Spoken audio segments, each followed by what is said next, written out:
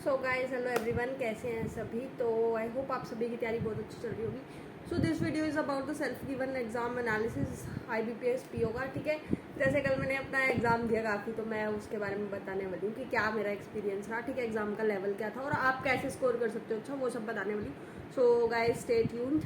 तो शुरू करते हैं। देखो, सबसे पहले तो मैं अपने बारे में बता दूँ। ठीक है, तो I am working as an as a junior associate in SBI। तो मतलब मेरे ना उससे पहले 2 साल मैंने IDBI में एज एन एग्जीक्यूटिव काम किया। तो ऐसा मतलब अब पहले की तैयारी में और अब की तैयारी में बहुत ज़्यादा डिफरेंस है। ठीक है, तो अब क्या रहा एग्ज़ाम का वो भी मैं बताती हूँ। देखो, सबसे पहली बात तो मैं PO के एग्ज़ाम्स फिल कर नहीं रही अभी आजकल। तो मतलब SBI PO तो मैंने फिल किया ही नहीं था। अब IBPS PO मैंने फिल कर दिया उसको।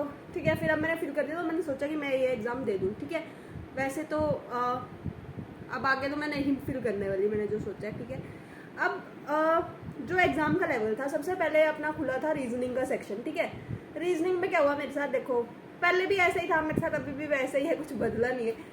पजल में तो मैं फंसती थी, एक आधी पजल तो ऐसी होती थी, लेकिन मेरे प्री सारे पास हो गए थे। ठीक है, ऐसा कुछ नहीं है कि मेरे प्री भी निकलते थे। लास्ट ईयर बस ऐसा था, लास्ट ईयर जब मैंने दिया था तो मेरे प्री में 72 मैंने अटैम्प्ट किए थे और मेरे मार्क्स आए थे 71। ठीक है, उसके बाद फिर मैंने मेंस भी दिया, फिर इंटरव्यू में भी गई थी मैं लास्ट ईयर, क्योंकि तब थोड़ी तैयारी ठीक थी। लेकिन अब तैयारी का जो लेवल है 2-3 साल से, तो कुछ पढ़ा है नहीं। इंग्लिश जो मैं पढ़ा रही हूँ थोड़ी बहुत, वो कैब वही, मतलब इंग्लिश का ठीक है। अब मैं आपको बताती हूँ रीजनिंग में कैसा था। जब पहले मैंने किया था इनइक्वालिटी, शायद वो तो ईजी थी, वो तो हो ही जाती है। उसके बाद मैंने उठाई एक पजल जो काफ़ी ईजी पजल थी। बस उसमें मैंने क्या किया, उसमें लिखा था I think 1 person is sitting between F and O, ऐसे J एंड O कुछ लिखा था।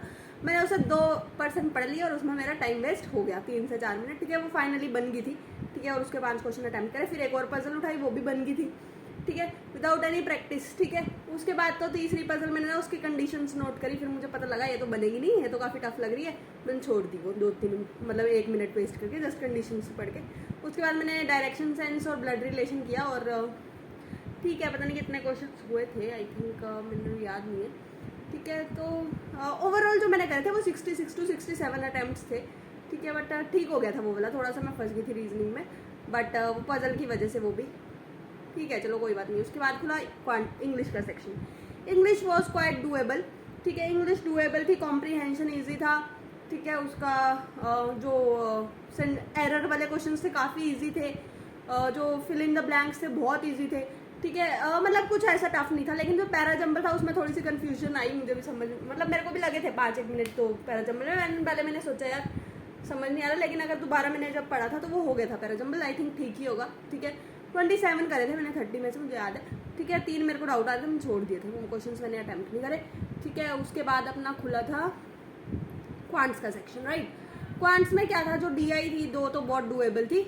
ठीक है, पहले मैंने DI करी थी और सबसे पहले अप्रोक्सीमेशन खुला था मेरे पास ना, अप्रोक्सीमेशन ईजी था, वो हो गए। उसके बाद DI खुली, वो भी हो गई। ठीक है, उसके बाद दूसरी DI मैंने जो अटैम्प्ट करी थी वो भी हो गई थी। ठीक है, जो थर्ड DI थी ना उसमें मेरे पास बचे थे 3 से 4 मिनट, मैंने सोचा हो जाएगी, बट वो हुई नहीं फाइनली। मतलब ईजी थी वो भी, अगर 1-2 मिनट और होते तो हो जाती, वो रह गई उसके 5 क्वेश्चन। ठीक है, बट ओवरऑल जो मैंने अटैम्प्ट किए वो थे 66 without any preparation from the 3 years. ठीक है, तो अगर आप तैयारी करके दोगे ना अच्छे से, मतलब तैयारी करोगे अच्छे से, 70+ मार्क्स आराम से ले सकते हो। पेपर बहुत ईजी था, ऐसा कुछ नहीं था। ठीक है, बाकी जिनकी शिफ्ट थोड़ी सी टफ आ जाएगी, मेरा था कल की शिफ्ट में, 3rd शिफ्ट में था मेरा 23rd।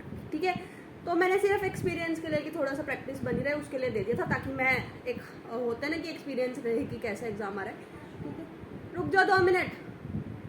ठीक है, सो गाइज यही था। अब आप बताना आपके कैसे, मतलब प्री तो निकल जाएगा, बस मेंस की तैयारी करो। ठीक है, मेंस के मैं बताऊंगी कैसे आपको करनी है। कुछ भी डाउट हो तो you can write it in the comment section.